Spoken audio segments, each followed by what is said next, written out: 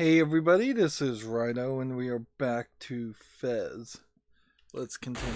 We only have a very small number of things to go to. We need to go to this location, do this, which I think I can probably do without cheating. Go do this, which I think we could do fairly easily without cheating. And between the two of those locations, we're gonna get one more piece of a cube and then one more anti-cube, which is actually a little weird because it's odd that there would be 4 areas to get 2 things. So there probably is something along the lines of maybe a red heart cube or something else. As for the rest of the map, there's this.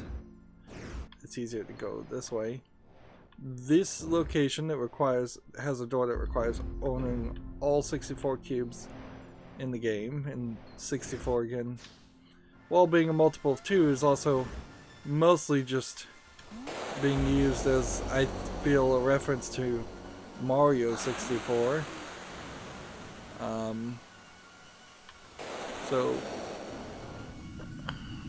So yeah, there is no video game reference though in this to Mario 64, so it's not like that's a good reference. I'm not gonna bother to translate what is on this wall, but it couldn't say anything too much. A 4-letter word, a 2-letter word, and then a 4-letter word. Are we in the right place?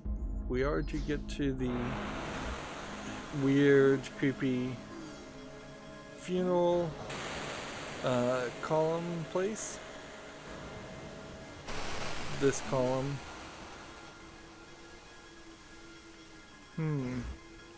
Well, whatever the secret was in this, if there was a secret, I have already done. So.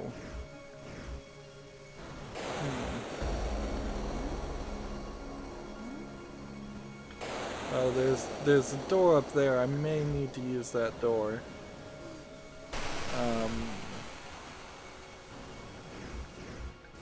If I'm gonna use that door, I'm just gonna fly up there, because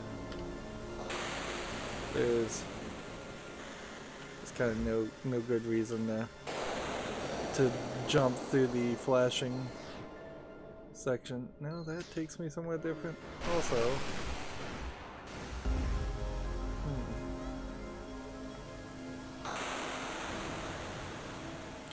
And there's nothing higher. At least it doesn't look like there's anything higher. And we have this first-person perspective mode. I would definitely argue that the first-person perspective mode only gives you so much, though. It's not expanding this game in a way that you feel a need to play it multiple more times. There's no door on any of these sides? That seems crazy.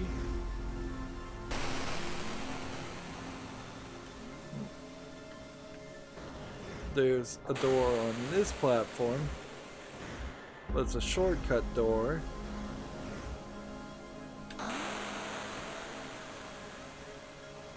This is one of those instances again where having a platform that is the exact same shape as the other platform opens up the possibility of some challenge. Maybe, I suppose it would probably be this door. Yeah, that makes all the sense in the world, actually. Okay. So last time we were here, we understood some of the numbering system and not all of the numbering system. Now I mostly understand all of the numbers system, so I kind of know what I'm doing.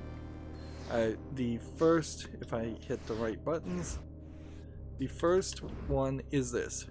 So it's 2, skip 2, 1, then 3, then 2, and then 1, 1. Which is not this side, or this side, or this side. It's not 1, 1, it's 1, 2. 2, 1, 3, 2, 1, 2 is, so we start with this side, and the stick, the symbol square with the stick pointing up, it should be 1, so we should go through there. Okay, now the next puzzle should be this, which should be 3, 1, 1, 4, and then 2, 1, which is this. And the location they want me to go with, where is it? This one is there. This is probably an anti-cube. Okay. Next. The next symbol we have here is, this is 4, this is 3. And I suppose the reason why the entire numbering system is duplicated so that you can add 1 and 2 together and get 3 is simply to hide the fact that all the symbols would just be clockwise from 1 to 4. And so they probably, at least halfway through the development of this numbering system, decided to make it more difficult just to have a gameplay element that works. So this is the right move. We need a 3, a 4, a 2, and a 3. So it's not that side. It's not that side. Although maybe it's this side. Let's see. 3, 4, maybe 1, 2, 2, 3. Let's see if we see anything that's 3, 4, 2, and 3 on any of the other sides. No. So this is the right side, and we need to climb up. They've even put the climbs somewhat close to the place. Now then, the final location should be here, which is a 4, a 1, 2, or a 4, then a 2 and a 3, which is not this side.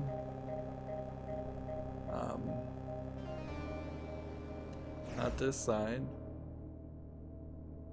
I think it's possibly this side. Let's see. 4, 1, 2, 2, 1, 3. Yes, okay.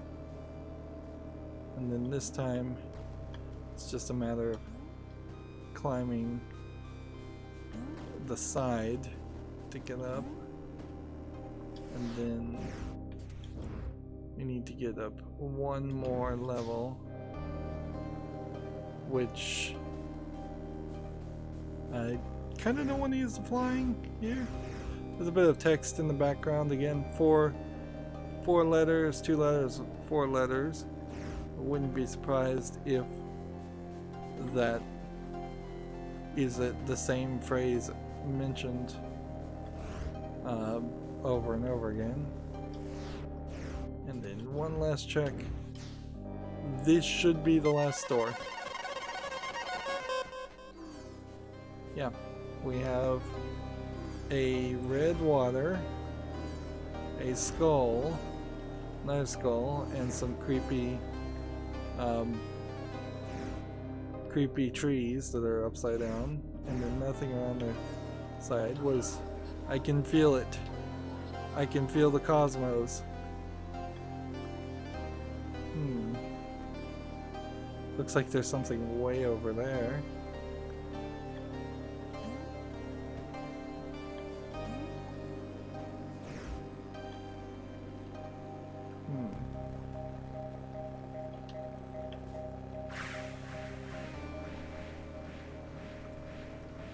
This water doesn't hurt us.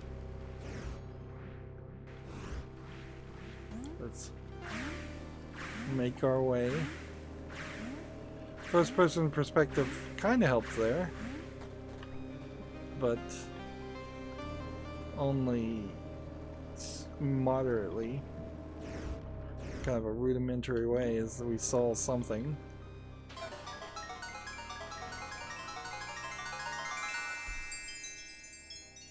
What is this? You found an ancient artifact, not an anti-cube. Unbelievable. So the legends were true. They did come here. Okay. Looking at the map, it seems like we found everything that's collectible here. I was expecting an anti-cube. Instead, all we have is a three-eyed skull with three things at the base.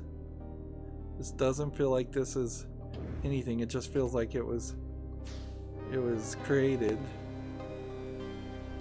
But this skull, in comparison, is only two-eyed.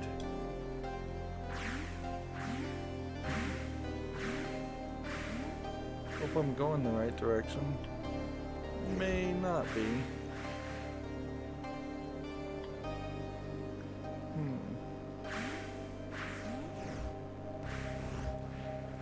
Yeah, I guess this is the right direction.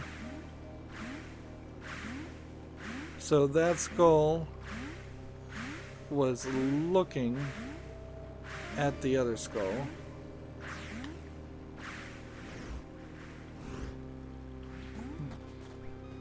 That is difficult. So, yeah, that skull kind of looks at that skull, although they are at a different angle.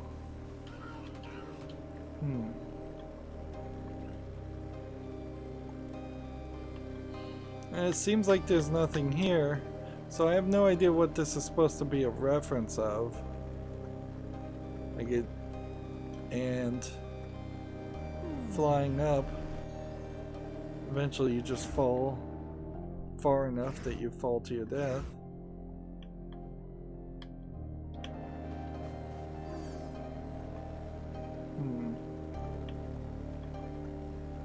We can look in the other directions and see that it seems like there's nothing else.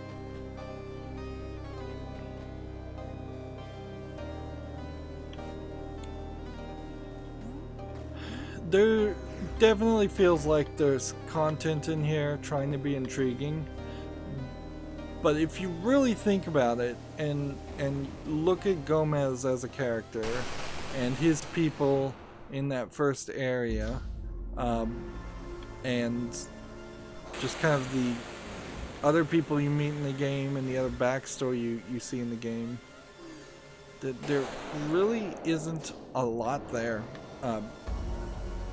Unlike something like Ribbon or Myst. Myst had 3, maybe 4 characters mentioned in the entirety of it, a single family, but you had a lot of things, mostly books and pieces of paper and notes, but things nonetheless that built up that backstory. So you really should have gotten a decent idea as far as who the the characters are and what kind of societies existed. And honestly, it's probably a little bit of a misnomer to say that only 5 people were mentioned in this, because there were many other people not mentioned by name, but entire societies and worlds that were developed. I might argue that Cyan, the creators of this later game that they developed many years later, Abduction, kind of drops the ball in that sense, but even at that point they have 3 or 4 entire species of people that are getting mentioned, and you're somewhat learning about. Here it's barely like one breadcrumb, and that's it. Like you barely get one little thing, and that's all you get. So we got the last owl from around the game, and that opened this secret door. I kind of hate how the audio also gets quieter when you're in the background. Also, I would say there's kind of a lack of audio puzzles. Right. I totally didn't need to do that. I could have just done this and then this. So there's going to be a cube and an anti-cube in this area. Although it seems like the small cubes are indicators of presences of a full anti-cubes, which doesn't really balance out well if they're supposed to actually be 32 full cubes to 32 anti-cubes.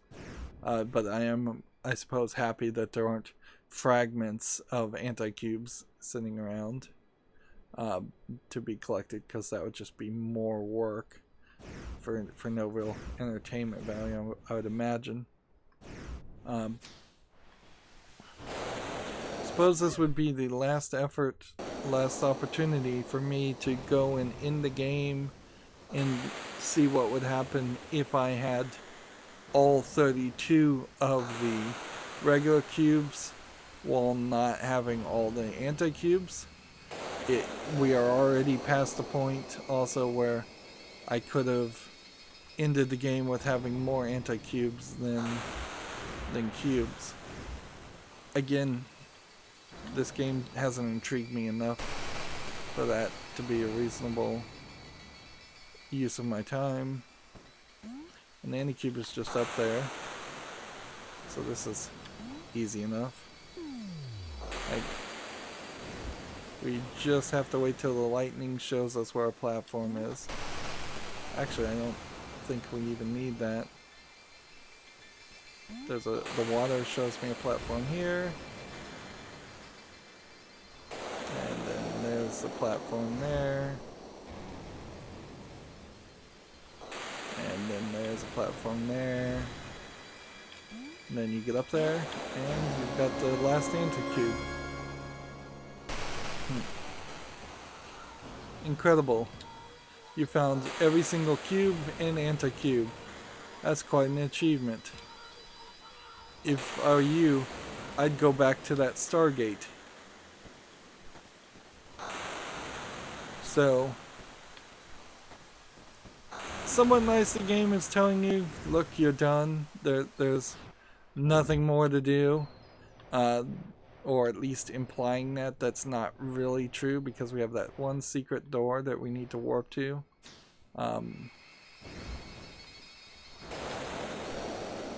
It did kind of occur to me that there might be 1, 2, 1, 2. Yeah.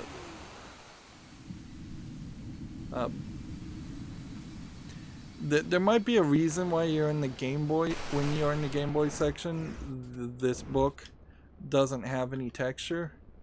Maybe that's supposed to be a reference that since Game Boys are very two-dimensional and don't have any three-dimensional games, that this book can't be read in a two-dimensional world.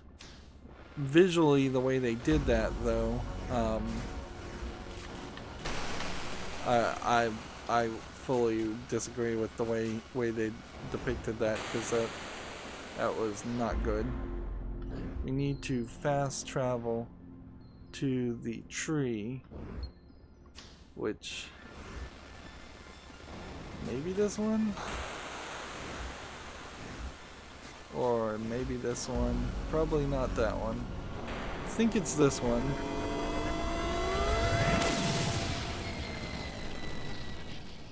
You can see how this game is running out of steam, because I'm more and more seeing the edges, seeing the tricks. There's definitely should be a better way to depict the warps. There was a great opportunity here to teach the numbering system once again.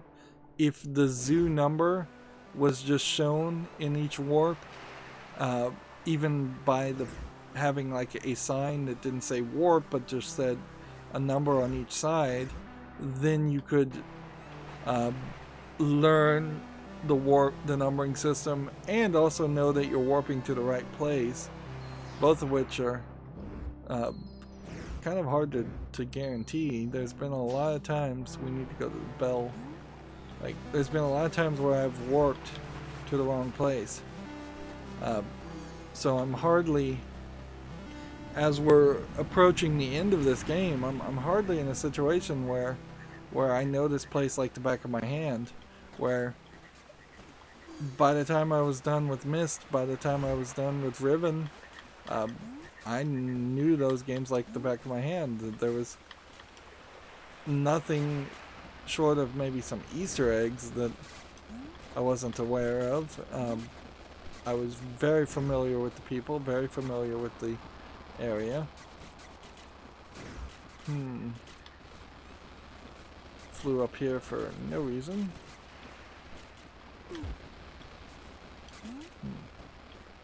We'll just drop down here. That is where we need to go, is here. And there's one of two things, as far as I could figure out. Behind this door is either another red heart which don't seem to have done anything at all. They weren't collected in the menu or anything like that. Or maybe there's something that would automatically translate all the text for a like New Game Plus if you just wanted to run around and read all the text in the game. That might be nice. Be really crazy if the Rosetta Stone room is in here. Because I kind of need to figure out where the Rosetta Stone level is, because I clearly just ran through it, and like it might be here. It might be any number of other places. It really can't be back behind this door, because there's really no way you would have been able to legitimately get all 64 of the cubes on your own without being able to translate the text or code. It's not really translation as much as it is just decoding and symbol replacement. But then again, there definitely are parts in this game where it's not reasonable that a normal player would have gotten everything anyways. I very quickly started to cheat. The symbol was kind of like an up and then a down symbol. Up, down. And we have a waterfall.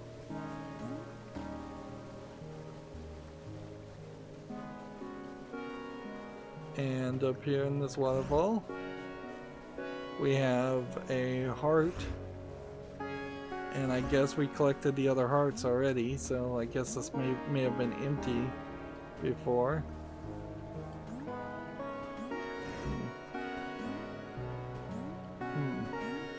I'm jumping up and kind of barely touching it. First person perspective seems like there's nothing here.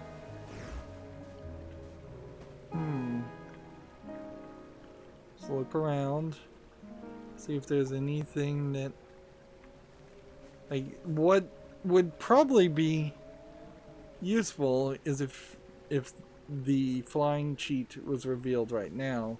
Although, in all fairness, if you got all the collectibles without the flying cheat, then you deserve special applause. Alright. How would we do this? Trying to jump up here over and over again is not going to have you press up 4 times and then A. So I'm gonna, this is a Legend of Zelda reference, obviously, the heart fountains, the fairy fountains, but I'm just gonna type it in onto Google, Fez heart fountain, and see what the solution here is, because from the looks of this building, I don't really see any symbols or anything. Like, seems like there's maybe some blinking lights, but I'm not sure what those blinking lights would mean. Okay.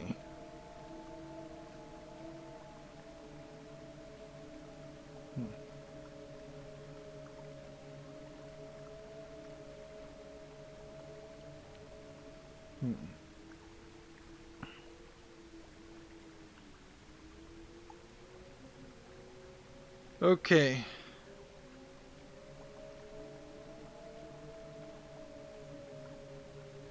This apparently corrupts your save. And it says to look at the red letter artifact. This is insane. So this is like the 64-bit code that is supposed to be the name of the Metrodon. Let's try this first though. Yeah. Flying does not get you the heart. So it says go to the menu, and apparently this corrupts your save on the Xbox, so be careful. It says go to this, and I guess this explains why you're supposed to do this. And then you do left trigger, right trigger, right trigger, left trigger, right trigger, left trigger, left trigger, left trigger. And then it says go to this, and it says right trigger, right trigger, right trigger, left trigger, right trigger, right trigger, left trigger, left trigger. And that dissolves the heart.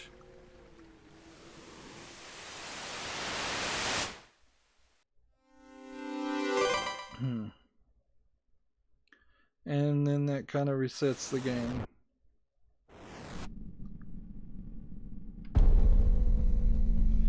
And perhaps that makes it so I can't get the ending, but maybe I would, even if I can't get the ending in that New Game Plus, I probably should be able to do another New Game Plus. Alright. First person perspective. Still a thing. Not sure what other, the only other button I could even press would be like the right trigger, the right stick click. Last time we had a weird event like this, it got fuzzier and fuzzier. Um, I guess the assumption here is that the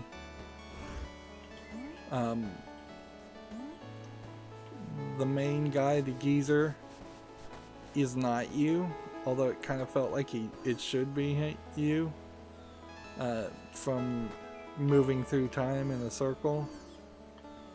Here's a great point I want to point out. You have this classroom.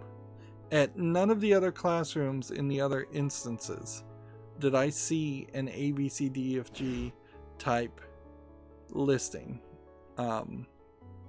It would have been really useful if some, if not all, of the zoo language was put up here. Most people in their first playthrough are going to walk through this area and not see anything.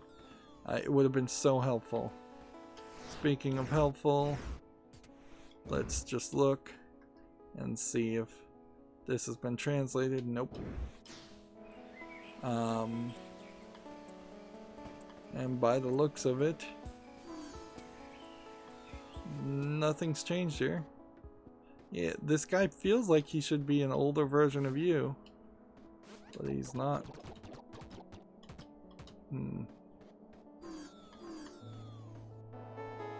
We didn't get a new cutscene or anything, so it's not like it's a new game plus plus.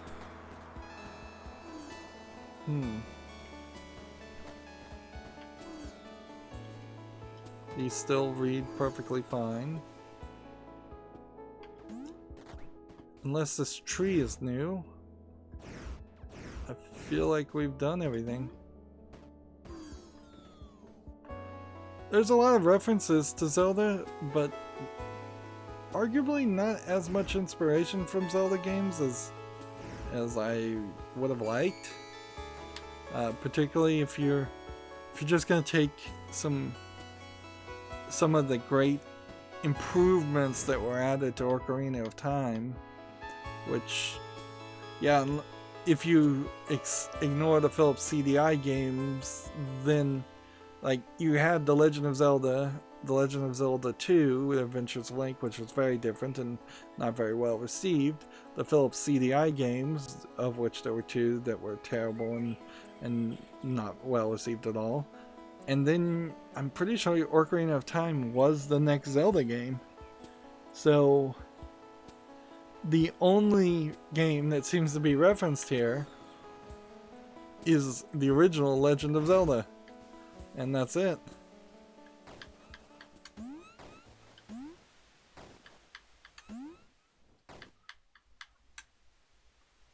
I'm just gonna fly up here and save myself some time. But there clearly could have been other things.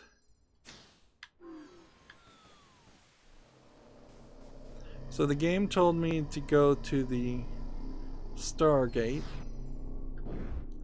I just want to quickly point out, everything is gold now, as far as I can tell. Like, this menu is a little awkward, to say the least. So, if there was some kind of secret nodes that I missed or anything like that, it seems like that's not the case, though. I think everything here is gold, with a lot of cheating. This section in particular, very underused.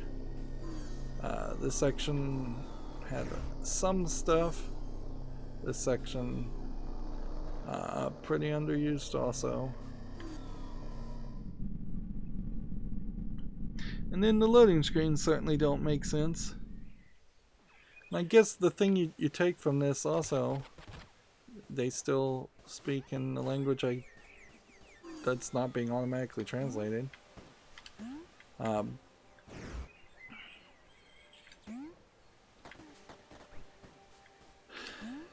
Yeah, since we kind of know that the main guy behind this concept in this game is out of the video game industry,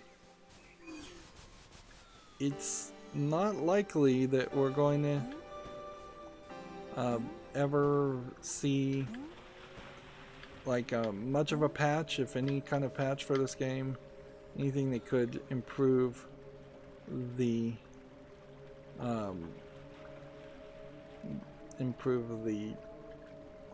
the loading or add any new content, and we're not going to see a sequel either. I'm giving it the college try here to see if I could fly all the way up to the stars from this location. I think the answer is probably no. Amazing, a working Stargate. So this Stargate is going to teleport us to that final area with the giant squids, which I still have no idea what's the deal with the giant squids. I have no idea what's the deal with the owls, really. I have no idea what's the deal with most of the societies and places I've visited and most of the people. For a puzzle game, we're leaving with a lot more questions than answers, considering we've probably, by my count, or by the way the game would count it, 200% of the game. Does this look any different? Or is this the same color palette? We didn't get the loading cutscene.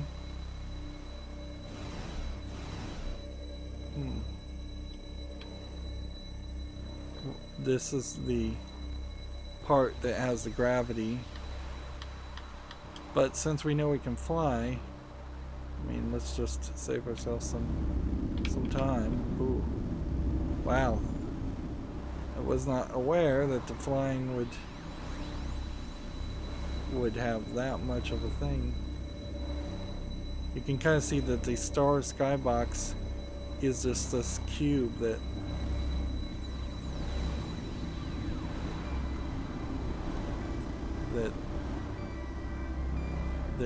goes up in every direction.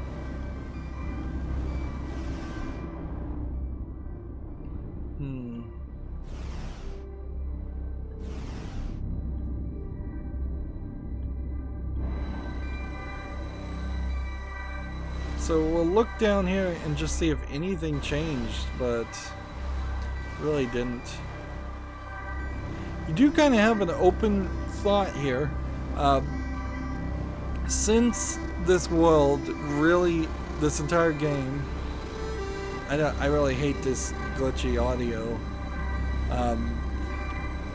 but since this whole game is just the four faces of what you assume is a cube, there kind of is no reason that you couldn't make a sequel where you shifted to a five-faced pentagon world, and then there was just one a slightly different angle at which you're looking at, or a six-faced diamond-shaped world, or it would be kind of hard to do seven sides, but you can make any regular polygon, as what regular as in mathematically equal sides, equal angles, polygon, and have a world set around that. At a certain point, you're just working your way towards making a fully 3D world, which is what this game is anyways. You also have the potential here for a prequel where there were only two sides and it would be a flat 2D world, so you just flip the world over. That could work too.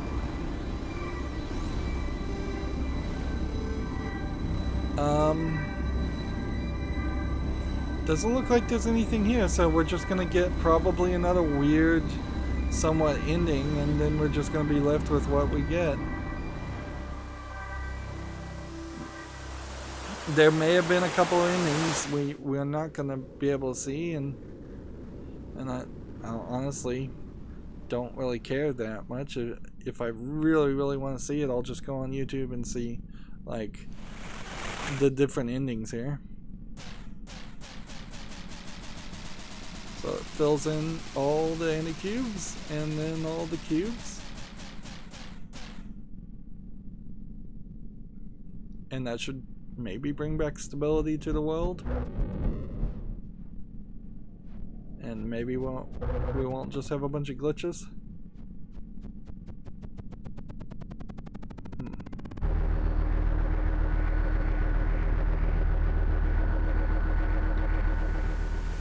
But if this cube manages to start talking to me, I still won't be able to understand what it says unless it translates it automatically, starting now. Okay. That was a very, very short ending. It seems like it's just skipping endings and doesn't really even have anything to show. Although this might be different.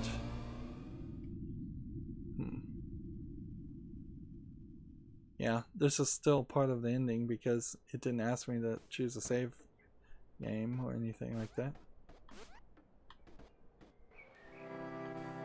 Right stick click still not doing anything. Left stick click not doing anything. I can rotate. Now as I'm standing here, the game is zooming out.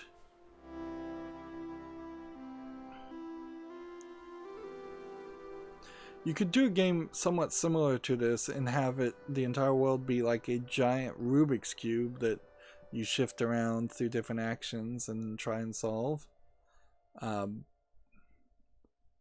Much like the movie Cube, although with perhaps less of the sci-fi and drama.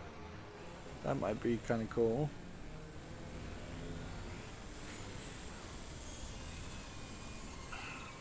I really don't get it. I don't get why they would do the same kind of gags over and over again for every ending. Now it's just zooming out and it's gonna be like pixels of an image on a computer, I bet.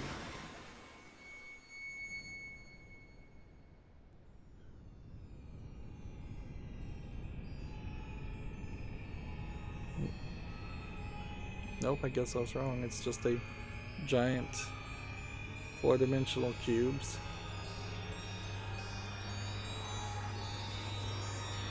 This is like trying to visually explain four-dimensional physics. It's gonna be sorely inadequate. And now we're getting TV hiss. Or maybe galaxy hiss. No, it's TV hiss. Of course, the TV hasn't shut off like that or had hiss like that in decades. This game really has nothing to say at all with its credits or its story.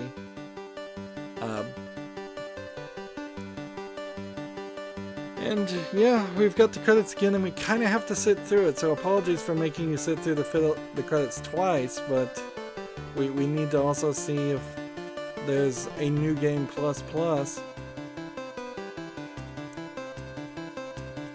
It would have been cool if the entire world was like a giant Rubik's Cube that you solve several levels and then those levels wrapped together and merged into one level, and that one level became part of a giant Rubik's Cube, and it was really, really complicated, and slowly throughout the process you were figuring out how this entire universe worked.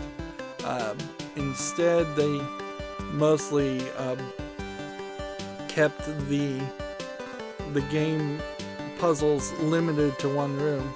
Now there it says on the Windows version Q18 Benet Foddy was involved. There was a game that came out after this point called Getting Over It with Benet Foddy. Also, there is Zoe Quinn, who is one of the female main characters in the whole Gamergate saga, which roughly boils down to, in my opinion, I think Zoe Quinn was sleeping with some, if not several, at least one person who was a video game journalist who was reviewing her games and giving her praise and hyping up her game, Depression Quest. Now, I would argue you should always look at that from the perspective that the video game journalists involved were not being ethical and making the proper disclosures that they had a romantic entanglement with a video game developer. Video game developers really not held to any kind of ethical standard as far as sleeping with people to potentially get your game promoted. So I can't really put that on Zoe Quinn, although it did seem like Zoe Quinn got a lot of the blowback, and the journalists involved really didn't get as much blowback as they probably deserved.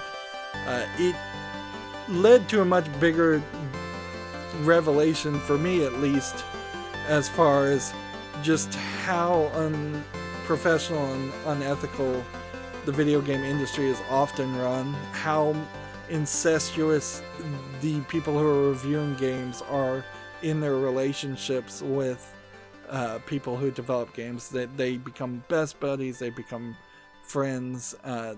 It's not going to lead to good honest reviews and objective reviews. It's not going to lead to a good news industry. In the same way that it would be completely unacceptable for a White House reporter to be sleeping with somebody that works inside the White House and then and not disclosing that. The bigger part of Gamergate, though, I think that is important for people to recognize, is the complete unwillingness of most mainstream games journalists to admit that what those actions that were taken were wrong, and that there should have been some level of ridicule placed on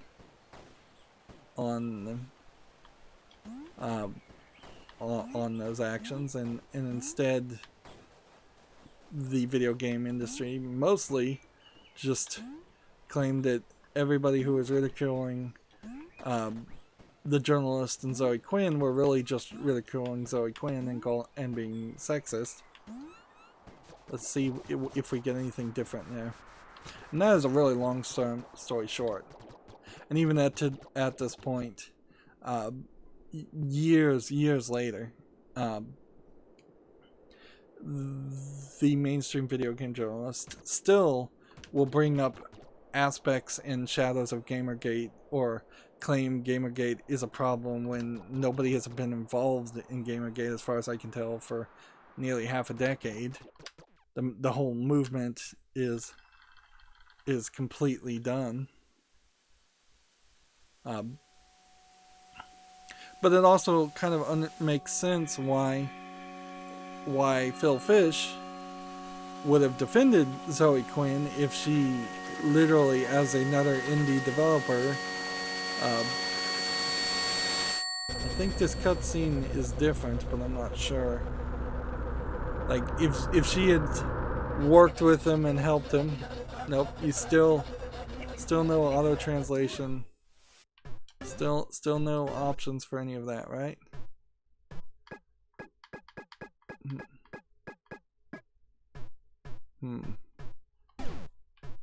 Yeah. Yeah, there's still no auto translation going on. So I'd have to look up what this says to know. Unless this is going to give me an ability, and then on the fourth reset, or the fourth New Game Plus, at that point you can auto translate things inside the game.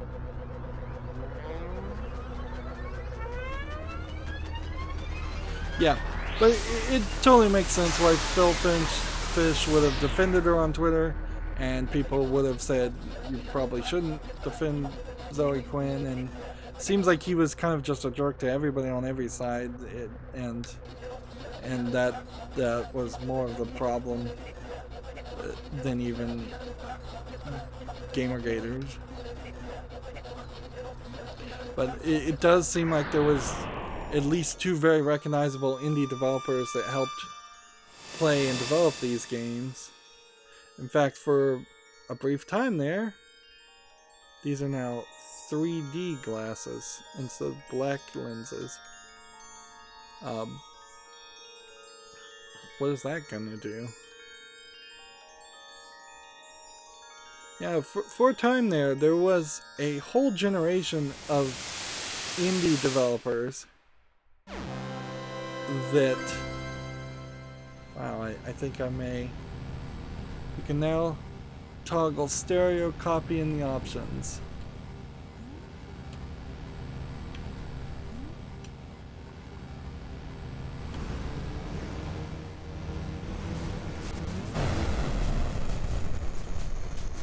So, I guess put on your 3D glasses if you had them and play the game once again with stereo copy?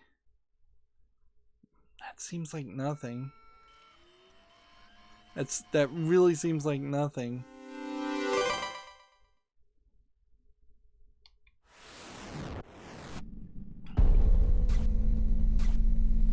You kind of have this problem over and over again, though, with this game, is that it is now just begging you to play it and beat it, and then play it again, and then beat it again.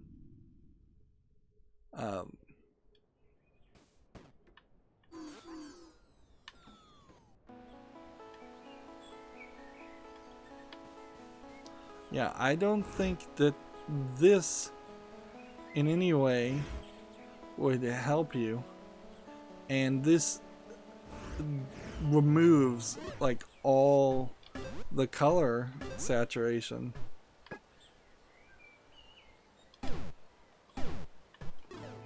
Like, look how colorful and pretty this is, and you just lose all of that to play it in 3D. And like, I mean, do I want to run through this and see if we can skip the credits yet again and see what the ending would be next time? Because it really does seem like you're just going to go in circles.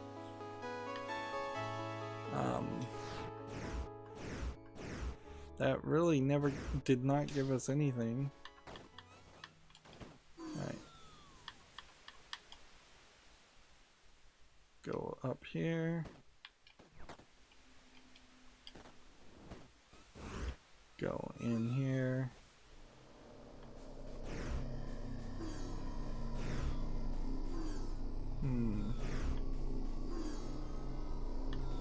Then I'd have to go in here. And then we can fly up here and drop down.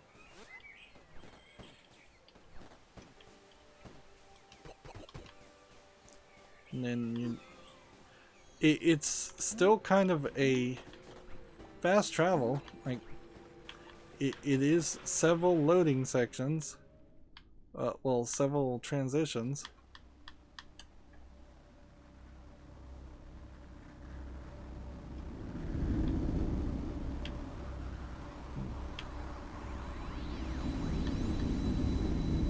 There we go. So let's experiment one more time. And what I'm gonna do is... Seriously? Do I have to do it on this side? I guess you do. You have to be facing the right way.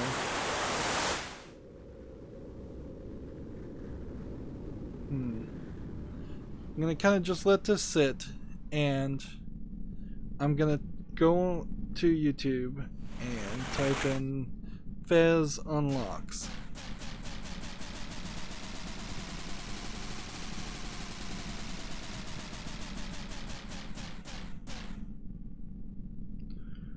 And let's just see where this is going to go. You can get flight. We've been doing that. You can get stereoscopic 3D. And that seems like that's it. So, what if I was to... Let's just turn this back on.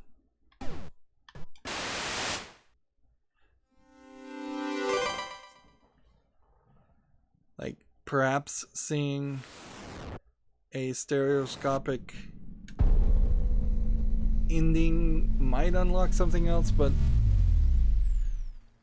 these really seem like silly experiments. Silly things. And the odd thing here is with...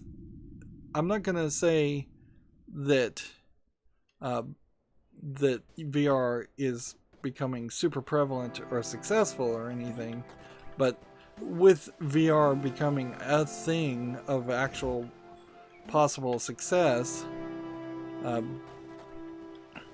this game would have worked rather well with VR, and that just kind of wasn't an option. Let's see. You have control here, so see if I can get all the way to the top of the place before I completely can't see. I don't know if the stereoscopic here is going to do anything different though, because at this point it seems like it's just giving you a screensaver type image, and it doesn't seem like the imagery is going to be any different. Yeah. This looks very much like just the same ending. There's nothing here that feels like it's giving you any hint that maybe over the course of the different endings you would be able to.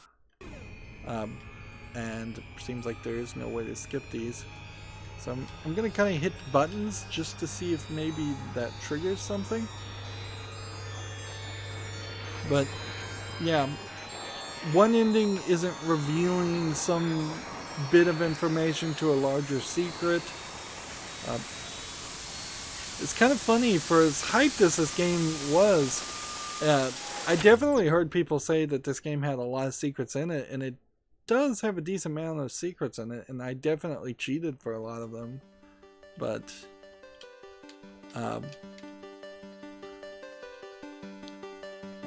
that's kind of it. Yep. The weird thing I would say about that generation of indie developers, I think a significant amount of them were getting little grants and funding from Xbox Arcade and other sources like that. Sony has funded even a few indie people too. So it kind of has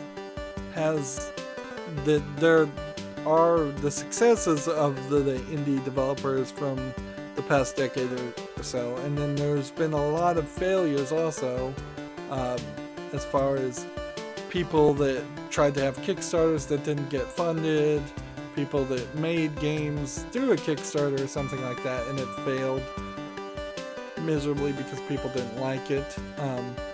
A lot of the AAA developers have tried to scoop up some of the money that was originally being directed to indie developers also,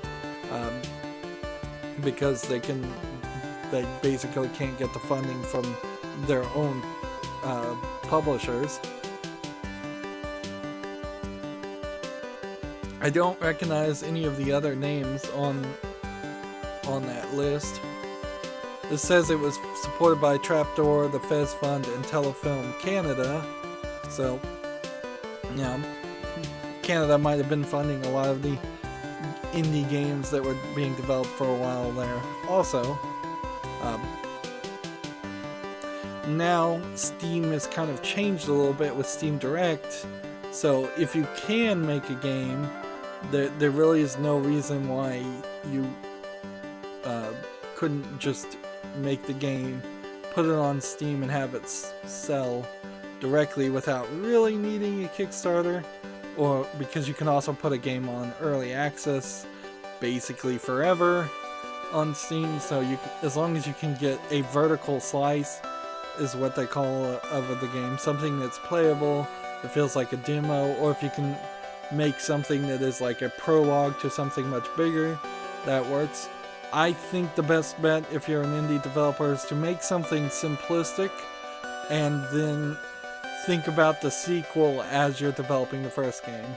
And a game like this is kind of a great example of that, because had they in their minds had really great ideas for Fez 2, then I have to ask, why did Phil Fish not sell or license those ideas, or sell or license the name for Fez 2?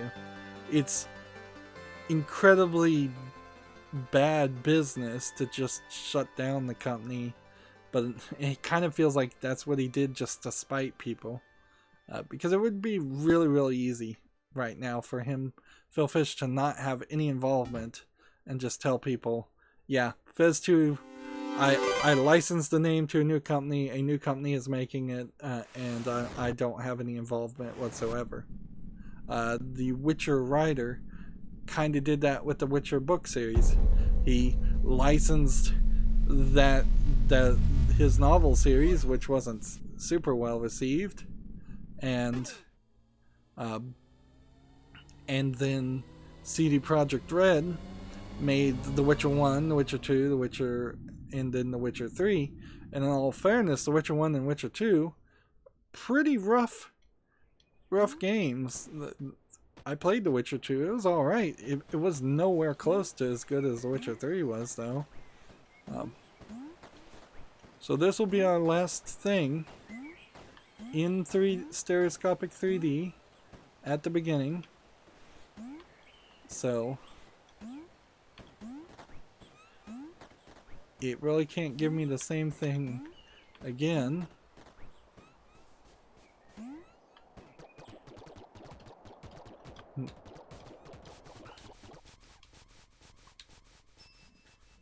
Yeah. Of course, some of the thoughts I've thrown out here as far as ways this game could have been more connected, as far as room to room could be more connected, and it could have been a more interesting, bigger scale puzzle, something like The Witness. Those ideas don't really need Fez, because Fez as a character is nobody. Like, Fez as a game is kind of nothing. Gomez as a character is kind of nobody. Although I certainly have seen Gomez show up in plenty of other indie games, as just like a secret unlockable character.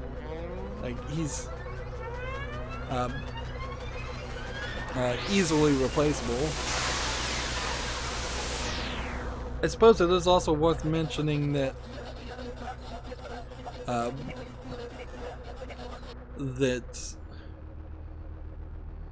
this game was heavily highlighted in the documentary Indie Game the Movie, which overhyped the game, certainly, and probably overhyped every game that was being shown in those movies. It's a good documentary. I recommend watching it, but in retrospect, yeah, Braid and Fez and the other couple ones that were being offered didn't really add anything. Were good games, but not great games, and added way too much hype in the video game industry, which is always a problem.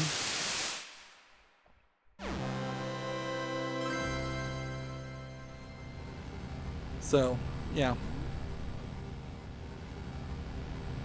Left, right, down, A.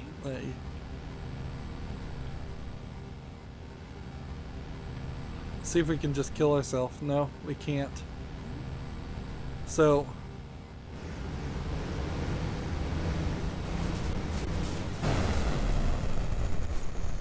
yeah, we rotate around, and the rotating breaks all the cubes into pieces.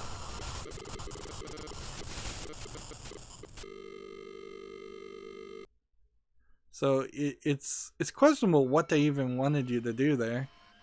Like, what was the idea? Why did they give Gomez the ability to shift perspective if there was even a slight chance that they knew of that that would cause you to break the hypercube and scatter all the pieces throughout the world? And then you would have to run and collect them, unless this is all just a challenge that all young people take on to learn the ins and outs of 3D world manipulation. Like, yeah. Well, there is literally nothing left to do or say. Like, we are done. We've gone through the credits far too many times. There seems to be absolutely nothing else that unlocks after stereoscopy. The things I would have wanted, like auto-translating the number system, auto-translating the letter system, are totally not in this game. So we could go to copy a save. Alright, this is 209.4% is what we ended up here. So, okay. That's pretty much it. I mean, can't really say anything more. There's, let's see, no button here we missed or anything like that. That would be really crazy if there was. Yeah. So that's Fez. Not a terrible game. Not anywhere as good as people were saying it was. Am I going to lose sleep at this point that a Fez 2 is not going to be made? No. Am I going to lose sleep that Phil Fish isn't in a video game development business anymore? No. That a lot of weird backstory certainly is wrapped around this game, but that certainly doesn't help the game. What hurts this game even more, though, is that there's no sequel and there's no polish or patches or add-ons or DLC. And as much as I hate microtransactions and generally the concept of DLC, this could have been way better with a sequel or more content, or even like Steam Workshop ability where you can make your own levels would be helpful. But overall, the main hook is missing in this game. There's just no story here. Not without having to jump through a ridiculous amount of hoops and translating text. And even when you translate the texts for the other things, there's still really no story here. That's going to be it for this series. As always, I ask you to like, share, subscribe, comment, and watch every second of my videos, because that helps me with YouTube, tells them that my videos are worth watching. If you want a friend or follow me on any social media sites, there's a bunch of links down below, Facebook, Twitter, things like that. And if you want to support me further, which would be greatly appreciated, there's a link down below to Twitter, or you can friend me on Steam and give me a one-time gift by either gifting me a gift card or a game off my wish list, or just any game you'd like to see me cover.